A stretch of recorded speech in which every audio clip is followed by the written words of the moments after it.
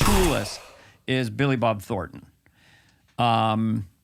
He first of all, he did Sling Blade, which is one of the freakiest, visual gymnastics.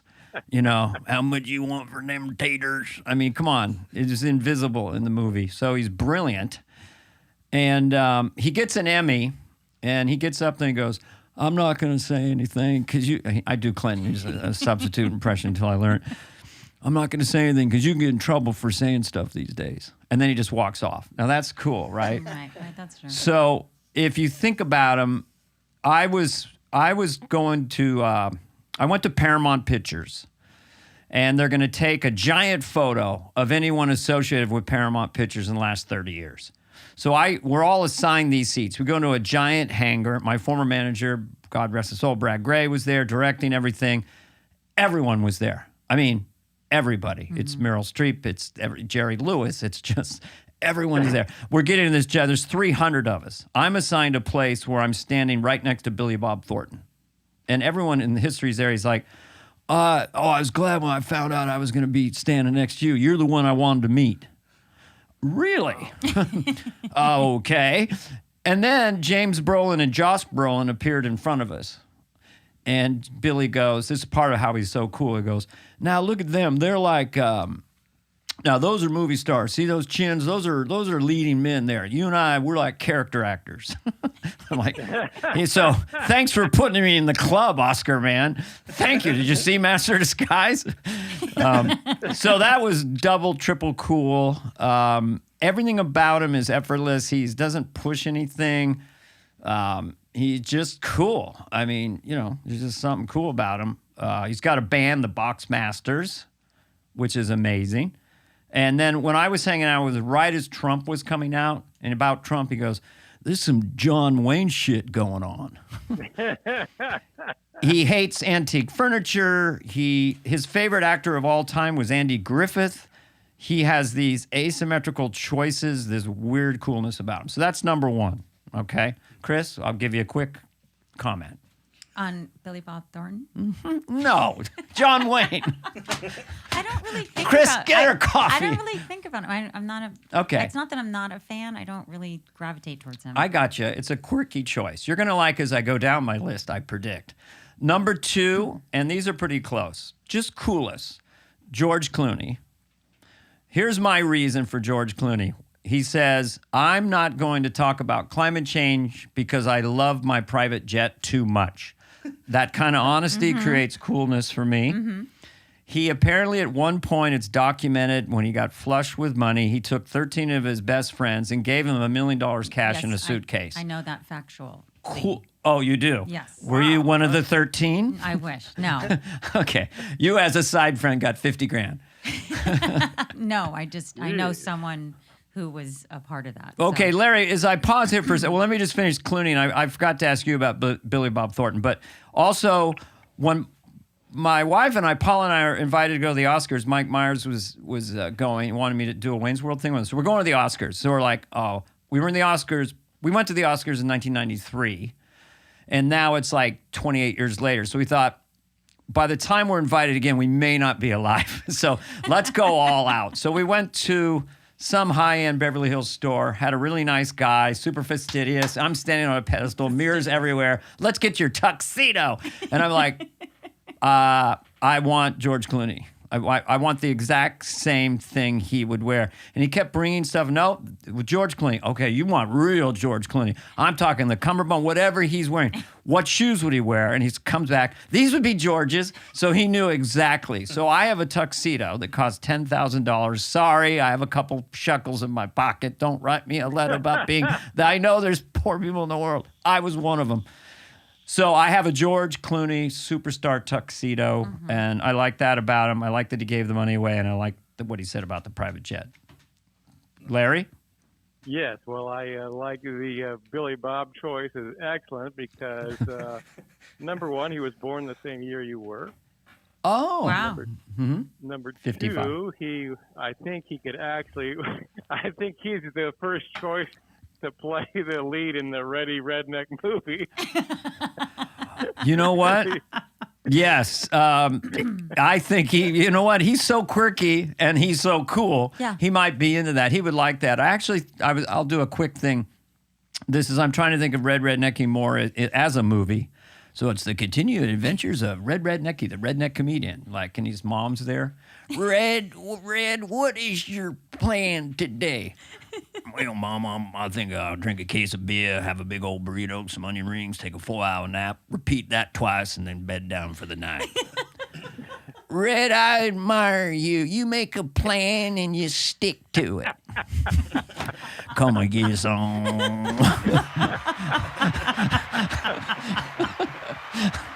Well, that's a pretty good. I like that we hear Mama now. You make a plan and you stick to it. I loved Mama. I love Mama. Great. You gotta love Mama. Maybe it can start being like Tyler Perry. What's her name? And Medea. Yeah, Medea. So it'll be Red Rednecky. You'll just have all these like how many Medeas are? I'm there? happy to do it. 20,000 Billy Bob of them? Thornton, if he's listening to this, he's so quirky. He might be listening. We love you, man. And yeah, if you want to be part of this in any way, you can. All right, let's go to number. So George Clooney, I approve. George Clooney, okay. He's also very understated with any kind of charity he does. He's not like, He's hey, just- look at me, I just donated zillions of dollars to this. He's he just cool. Does it. He's cool. There's a story about that he said, which will lead me to number 3. He said that when he's out and about, he knows he's George Clooney. Looks like Cary Grant and Matt Damon, and they're out and about with this other guy. And they just said the other guy, like the whole mob, wherever they are, Cannes Film Festival, when this other guy comes in, they disappear into nothingness. And he's doing this in a very self-facing way. Like we're signing autographs, and then Brad Pitt shows up. And then it's like, he just says, we just disappear. Like people trampling over us, you know. Right. So Brad Pitt is my number 3 coolest because he played the coolest character in the history of film in Once Upon a Time in Hollywood, the character of Cliff Booth, who my wife and I get possessed by movies. Obviously, we'll talk about that in a minute, but we are possessed by that movie, and our current couple's catchphrase is, you want to go get some corn grill, we'll pick up, eat that, and that's a good plan. That's a good plan, which was from the movie when Leonardo DiCaprio fires his protege, his sidekick, Brad Pitt, his houseboy, and he just goes, that's a good plan, because he's like, Leonardo's like, we're going to have to let you go, kind of sell the house and live in Toluca Lake, live off the profit, that kind of thing. That's a good plan. So, Larry, what do you think of that choice? So far, you're 3 for 3. Yeah, I like that choice. Plus, he's dreamy. Well, he's so cool in that movie. Here's a little, people haven't heard this story. So, like, Tarantino, again, I give him like a little addendum coolness. I attach him because he conceived this and cast Brad Pitt and Leonardo, and casting Brad Pitt and really showcasing him as an actor. They work together. So he gets on the roof. He's going to take his shirt off. No pause for women listening to this. They just need to kind of fan themselves. And Tarantino said, he's saying, you know, you however he talks real fast, you're going to have to do the buttons on the top of it, you know. And Brad Pitt go, I'm fiddling with no buttons. I'm just taking it right off. You know, it's like, and when you see it in the movie, it was such a, showcasey move by him. So that's my number 3. Larry, Brad Pitt, maybe not on your radar being a heterosexual man. Larry thinks he's dreamy. It wouldn't be in my top 5. Gotcha. Okay. Well, let's see about this one. Number 4, coolest, Robert Redford. Yes. The reason is, which is a game I play at cocktail parties when no one knows what to talk about besides the weather, who is the greatest movie star in history based on the definition of them being in the most great movies.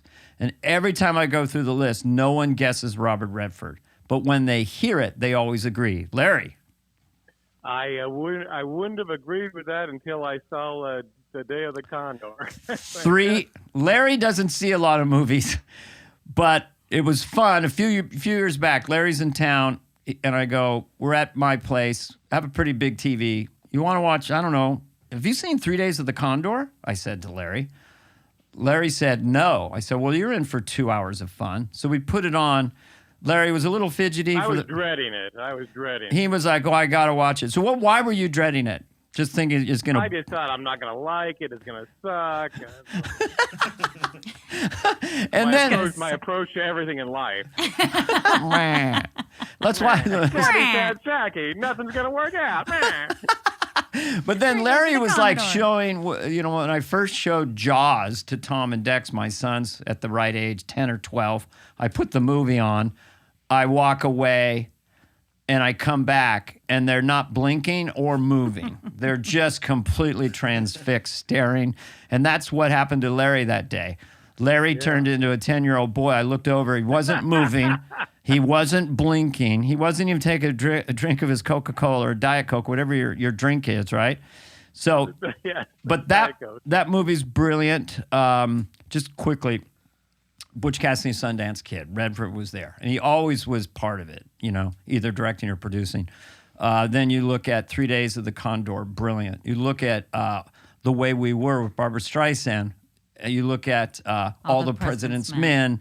You look at The Horse Whisperer later is brilliant. The baseball movie. Oh, The Natural. The Natural. Favorite movie. He decides to direct. He does Ordinary People. So that River Runs Through It was beautiful. River Runs Through It. So that's why I nominate Redford's number 4 on my list. And the thing I realized about making lists, once you make a list, it brings importance to what my choice. Like people were like, well, where was Redford? He was 4. Like as if I haven't, like I've made something that means something to history. Well, what did you pick for number 5? Also, Paul and I have memorized Out of Africa. Right. You guys love Yeah, that. we pair storytellers here. And then he's got he's always kind of stayed out of the Hollywood kind of. I know people PR thing. who knew him casually. I knew someone who worked on, maybe it was Butch Cassidy, I'm not sure, but then drove to Utah with him, And he said they'd walk around Salt Lake City, and Redford would sort of change his posture and kind of look down and slump his shoulders. And he goes, "You want me to do the other guy?" He goes, "What do you mean? I'll do the other guy if you want." So then Redford kind of fluffed his hair, put his shoulders back, and then the mob came in. So he was able to make himself invisible. Larry? Wow. All right. I didn't know this would be so much fun. I'm going to make a list every week. Top 10 gardening tools. I couldn't think of a 5. I literally thought for a while. So I nominated myself. I know it's vain and narcissistic, but it was so much fun to include my name with the other guys. The reason I nominated myself is because I turned down $200 million after I came off SNL, shot out like out of a can. I was a Rolling Stone. I was just, and then I was in 2 horrible movies that were ridiculous. Like literally, I was wandering in the snow with John Lovitz and Nicolas Cage for 6 months in the middle of the night. Yes. You did a Trapped movie in with Nicolas Paradise. Cage. Yeah, it was super funny and fun to work with. Yeah. He always would see a woman and go, "If I were to send you flowers, where would I send them?" It's like, but we would wander in the snow, and lunchtime would be at 1 a.m. when you're doing a movie all night. Lunch, and it's like 1:30. So I had one line, "Hey you," and I would just fall down in the snow. So we're having a few pops. He's got a bottle of red wine. It's the middle of the night. John Lovitz is having pie. And then we're walking through this little town, and we look up, and a movie called, I think it was True West, that Nicolas Cage stars in, is playing. But it was closing because the middle of the night. And so the owner said, "Can we watch it?" So we watched the movie. And then like by 4 o'clock, they were ready for our shot. And we just ran in deep snow and fell down. Slept it off. All right. I remember once I turned down. So after that, I just turned everything down, every movie. And the late 90s, I'm talking to Dennis Miller. I'm offered like 5 commercials for a ton of money. I turned that down. I turned that down. And Dennis Miller, who always was very pragmatic about show business, Christ's sakes, Carvey, what you added up there, like 10, 15 mil, okay? This business will eat you up and spit you out. Nobody cares, okay? The entire thing is about securing rectangular greenbacks, all right? Dance away into Larry's favorite. And then I have a honorable mention. Kind of cool that when you make a list, you should make one, Chris. It's so much fun. It's so much power. Well, who are they? Goldie, Hawn, and Kurt. Whoops. Not a problem. That was Goldie Hawn, who was actually texting me and thanking me for being on, because they just seem like they're out in Greece. They're just wandering around Europe, and they always seem to be laughing. True. They you're right. look great, They but they seem don't have happy. any vanity. They're just Well, she has a little. But if you watch the way she'll just strut around now, I mean, you Right. know, who hasn't had work done? I mean, obviously I have. Jesus, Google me. But I put them in there, and that's my top 5 coolest actors.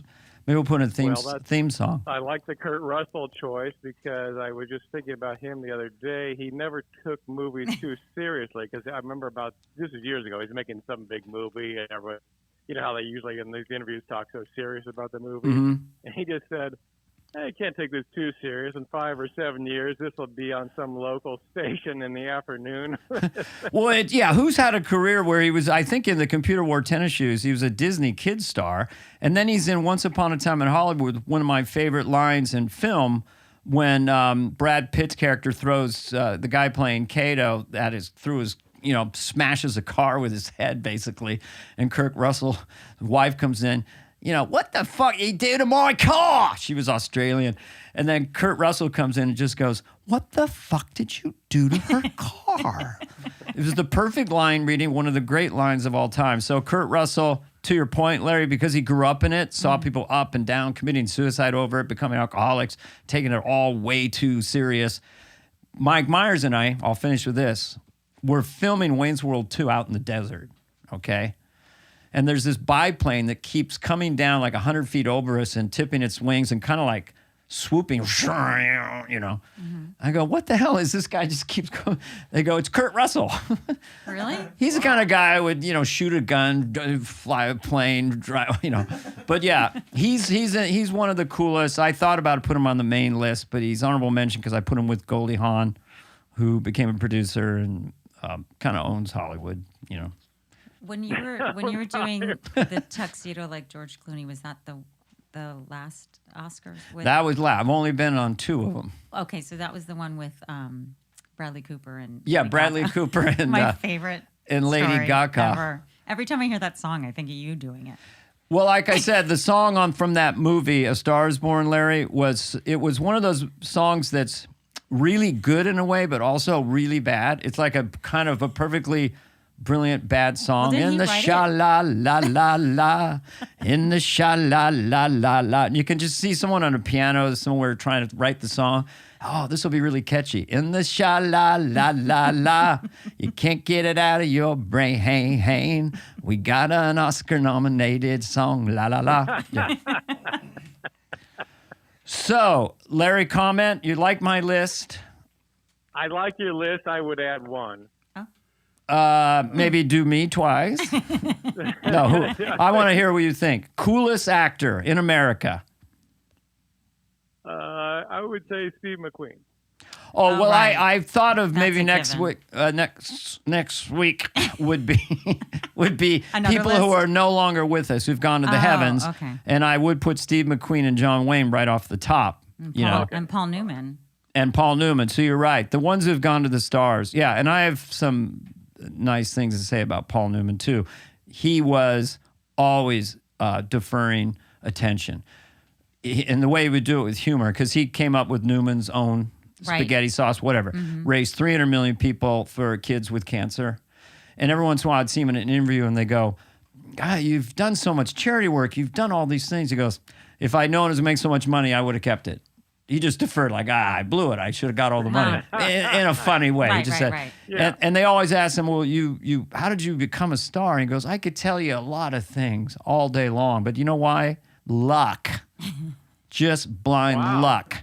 So he didn't say how hard he worked, anything. So I love him too.